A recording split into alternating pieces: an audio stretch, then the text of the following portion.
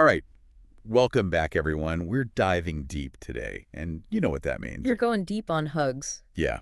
We're always talking about language and communication and all that. Right. But, like, have you ever thought about a hug as, like, a language? Oh, totally.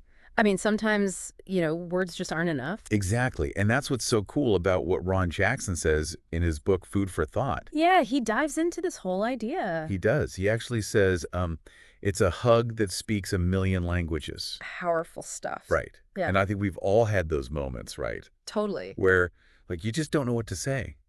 But a hug says it all? It really does. I mean, there's even science behind it. Oh, yeah. Tell me more. Like, when you hug someone, your body releases oxytocin.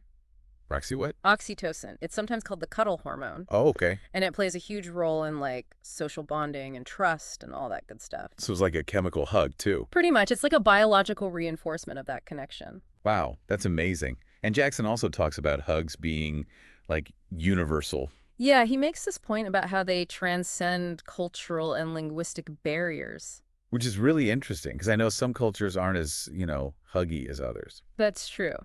But I think the need for human connection, that physical touch that shows you care, Right.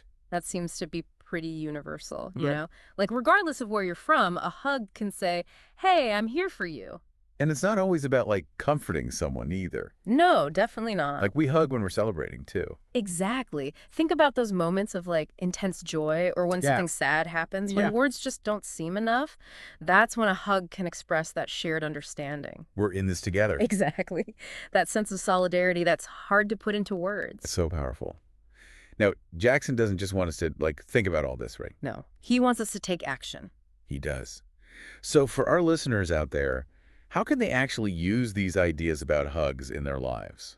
I think it starts with recognizing that need for connection in ourselves and others. I Yeah. mean, it's so easy to feel isolated these days. So reaching out, offering support, Right. it can make a huge difference, whether it's an actual hug Yeah. or just being there for someone. Like a metaphorical hug. Exactly. It's that same energy of understanding and support. Awesome.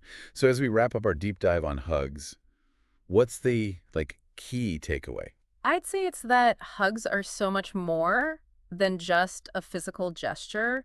Okay. They're this powerful universal language of connection. They can communicate what words sometimes can't. That's beautiful. And to leave everyone with one final thought. Think about the people in your life who might need a hug, whether it's literal or, just that gesture of support. Yeah. You never know how much even a small act of kindness can impact someone. Such a good point. Well, thanks for joining us for this deep dive. It's been heartwarming, to say the least. My pleasure. We'll catch